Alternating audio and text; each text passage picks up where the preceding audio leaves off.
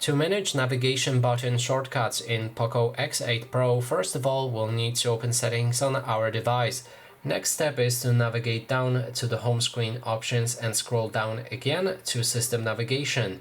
That way you'll be able to change the shortcuts right here. So first one is press and hold menu button to either launch camera or take any of the actions that are mentioned here. For example, we're gonna take a screenshot. Now if we click on menu button and hold it, it will perform that action. It's the square button right here. Next is press and hold home button, and here on the option is circle to search.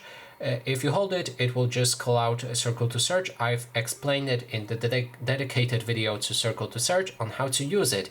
So if you're interested, you can watch it on this channel.